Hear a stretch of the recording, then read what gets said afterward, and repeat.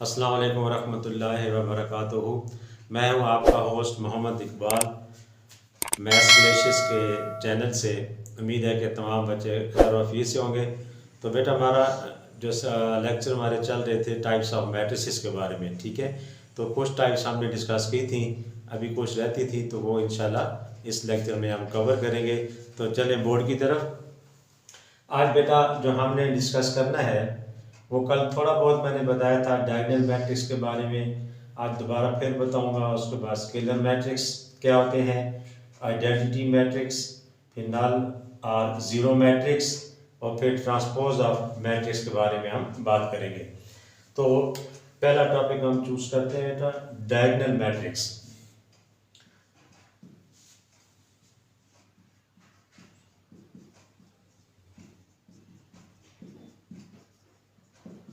इसमें इसकी जो प्रॉपर डेफिनेशन है उसमें यह है कि the matrix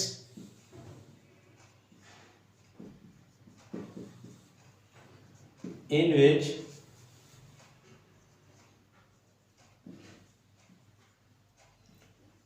all the entries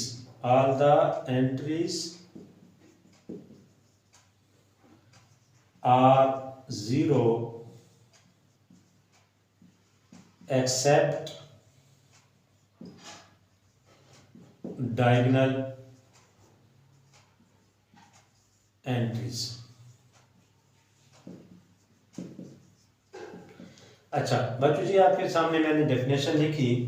the matrix in which all the entries, वो मैट्रिक्स जिसमें तमाम एंट्रीज जो है वो ज़ीरो हों, लेकिन एक कंडीशन लगा दी कि एक्सेप्ट डायगोनल एंट्रीज के। फॉर एग्जांपल, अब मैं आपको एग्जांपल से समझाता हूँ कि फॉर एग्जांपल जहाँ पे मैंने लिखा 2 0 0 फॉर एग्जांपल 5। अब ये जो बेटा डायगोनल एंट्रीज है ना, इसको हम मेन डायगोनल या डायगोनल एंट्रीज कह रहे हैं, ठीक है। इनके अलावा except diagonal entries all other entries are zero. देखें ये भी जीरो है, ये भी जीरो है, तो A is called the diagonal matrix. तो ये बच्चों आपके पास आ गया डायगोनल मैट्रिक्स। जी आपने बात याद रखना है कि मेन डायगोनल पे आपके ज़ीरो के अलावा कोई नंबर्स आ जाए, एलिमेंट्स और एंट्रीज, तो वो हमारे पास डायगोनल मैट्रिक्स होते हैं, ठीक है। अच्छा, ये होता बेसिकली जो है स्क्वायर मैट्रिक्स होते हैं। ये भी ध्यान में रखें कि ये diagonal matrix, scalar matrix, identity, null और ज़ीरो तो कुछ भी हो सकता है। ये जो तीन है ख़ास तौर पे, ये जो मैंने मेंशन किए हुए हैं, ये स्क्वायर मैट्रिक्स होंगे। स्क्वायर मैट्रिक्स आपको मैं बता चुका हूँ, जिनकी रोज और कॉलम्स इक्वल होंगे तो वो स्क्वायर मैट्रिक्स होते हैं, ओके। अच्छा, अब यहीं से बेटा हम स्केलर मैट्रिक्स की तरफ जाते हैं।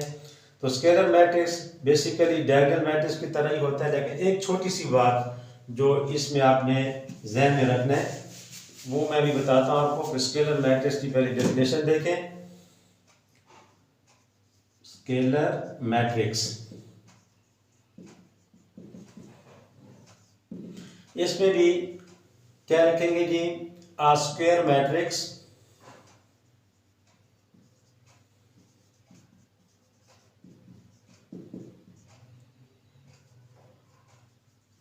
whose all entries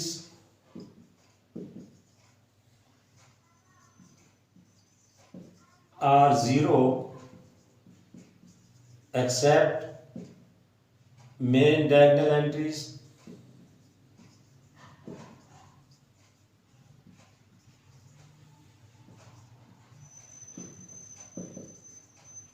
यहाँ तक तो ये बात आ गई थी डायगोनल जो भी मैंने लिखी है, ठीक है। इसमें एक और चीज़ आपने इजाफा कर देना है कि except main diagonal entries but the entries are same, entries are same होंगी एट मेन डायगोनल, ठीक है। इस बात को बेटा ज़रा समझें। देखें, अभी मैंने एग्जाम्पल आपके सामने थी डायगोनल की, वो मैंने ऐसा लिखा था 2005। ठीक है बच्चों, देखें बाकी एंट्री 0 हैं, ये मेन डायगोनल पे कोई भी एंट्री आ गई लेकिन वो सेम नहीं है, 2 और 5 है। ठीक है, इस वक्त तो ये सिर्फ था डायगोनल। ठीक है बेटा, इस वक्त ये डायगोनल मैट्रिक्स था। अब मैं इसी को सामने रखते हुए मैं बात कर रहा हूं स्केलर मैट्रिक्स की। अगर ये मेन डायगोनल पे सेम ही एंट्रीज हों, सेम, देखिए मैंने ये देखे सेम है, मतलब लाइक 3 और 3, यहाँ पे 2 था, यहाँ पे 5 था, ये तो ओनली डायगोनल मैट्रिक्स है। ये हमारे पास क्या है, आपके पास स्केलर मैट्रिक्स है।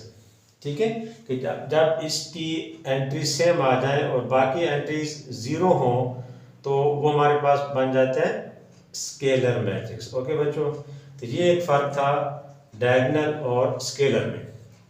इसी से अब हम अपना आइडेंटिटी मैट्रिक्स को डिफाइन करते हैं। यहीं पे मैं लिख देता हूँ आइडेंटिटी मैट्रिक्स।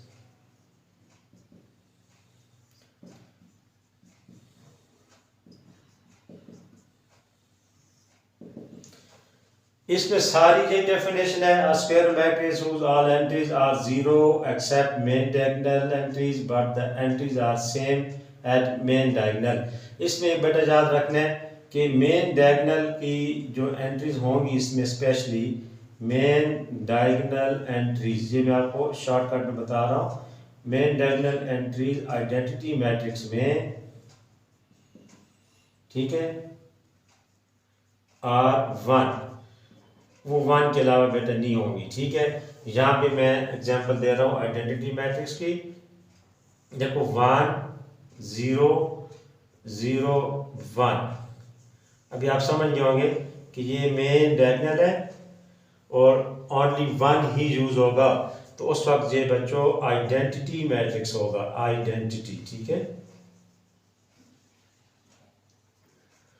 और इसको ये तो मैंने सी लिख दिया, इसको स्पेसिफिक नोटेशन आई से की जाती है, I for identity matrix of order 2 cross 2। तो यहाँ से आपको देखो हमने डायगोनल से स्टार्ट लिया, ये सारे हैं बेसिकली डायगोनल ही हैं। देखो डायगोनल पे एंट्रीज आ रही हैं, डायगोनल पे एंट्रीज आ रही हैं, डिफरेंट एंट्रीज होंगी तो डायगोनल मैट्रिक्स होगा, सेम एंट्रीज होंगी तो स्केलर होगा। सेम होगा लेकिन 1 की इसमें जो है ना वो बता देगा कि ओनली 1 ही हो, उससे ऊपर नंबर 2 3 4 कुछ भी ना हो, तो ये 1 वाला केस जो है वो आइडेंटिटी मैट्रिक्स होगा। ठीक है, उम्मीद है आपको 1 2 3 ये 3 डेफिनेशन जो है कॉन्सेप्ट्स क्लियर हो गए होंगे। अभी बेटा हम चलते हैं नल और जीरो मैट्रिक्स में।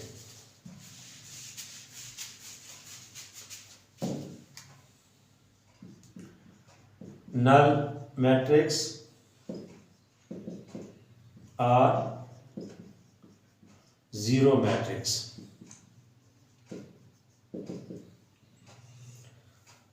सिंपल सा है, the matrix in which all entries are zero. For example A मैंने लिखा 0 0 0 0, इसमें तमाम एंट्रीज जो है वो जीरो होती हैं। इसी को हम नल मैट्रिक्स भी कहते हैं और जीरो मैट्रिक्स भी कहते हैं। इसका बड़ा रोल है, आगे जाके इंशाल्लाह मैं बताऊंगा कि ये आगे मल्टीप्लिकेशन में, एडिशन में इसका क्या रोल है। ठीक है, इनवर्स फाइंड करने में, तो ये आपके आगे इंशाल्लाह लेक्चर्स में आएंगे। उसके बाद बेटा है transpose of matrix.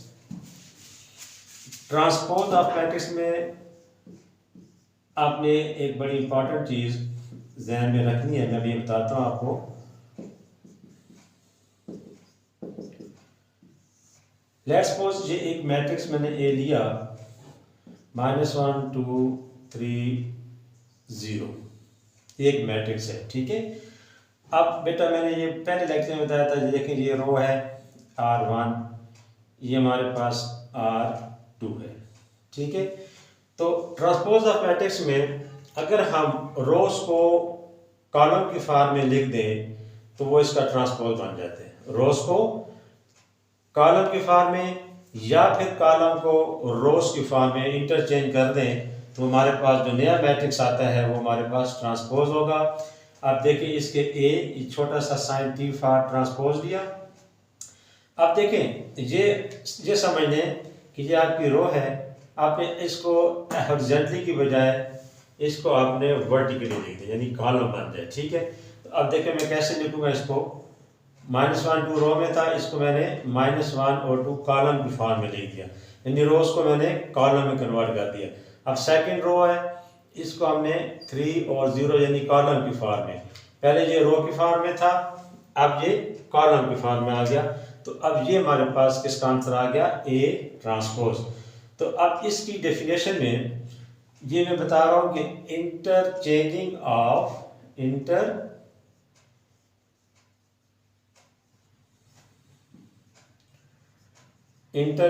Of rose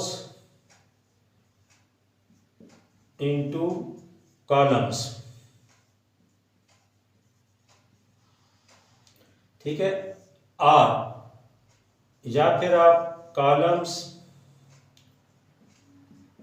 into रोज भी कर सकते हैं, दोनों आंसर ठीक आएंगे। ठीक है जी। अब मैं यहाँ पे मैंने क्या किया, रोज को बेटा मैंने कॉलम में कन्वर्ट कर दिया। ठीक है, इस रो को मैंने कॉलम में कन्वर्ट कर दिया, तो ये आपके पास ये मैंने रो की कन्वर्शन की है कॉलम में। अब हम देखते हैं, ये आपको समझ आ गई होगी कि interchanging of rose into column, जो कि मैंने ये कर दिया।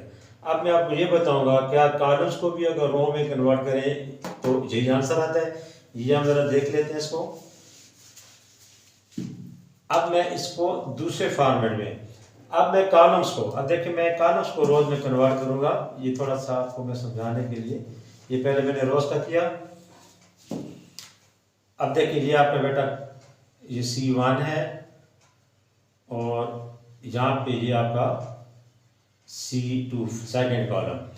अब हम कॉलम्स को, ठीक है, कॉलम्स को अब रो में लिखते हैं। ठीक है, अब ये देखिए -1 3 कॉलम है, तो इसको मैं इसका जब ट्रांसपोज लूंगा तो -1 3 कॉलम के बजाय रो में लिखूंगा तो -1 और 3। अब दूसरा कॉलम 0 2 है, इसको मैं हॉरिजॉन्टली रो की फॉर्म में लिखूंगा, तो हमारे पास क्या आ जाएगा बेटा 2 0।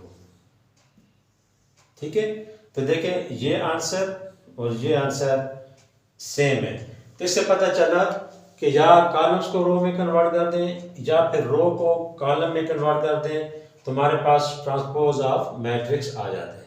ठीक है, तो इंशाल्लाह इसके बाद इसी ट्रांसपोज से हम बच्चों नेक्स्ट जो है वो स्क्यू सिमेट्रिक और सिमेट्रिक मैट्रिक्स क्या होते हैं, इक्वल मैट्रिक्स क्या होते हैं। अभी एक आध लेक्चर आपका मजीद टाइप्स ऑफ मैट्रिक्स पे रहेगा, उसके बाद इंशाल्लाह ये सारी चीज़ें जब हम सीख लेंगे तो एक्सरसाइज में आने वाले जितने भी इनके मुतालिक क्वेश्चंस होंगे इंशाल्लाह वो हम डिस्कस करेंगे। और जैसे ये चैप्टर आहिस्ता आहिस्ता एंड होगा, एंड पे बेटा मैं आपको MCQs भी इंशाल्लाह बताऊंगा। अपना बहुत सारा ख्याल रखें। अल्लाह ताला आपको कामयाबियों से हमको नाज़ फरमाए। अल्लाह हाफिज़।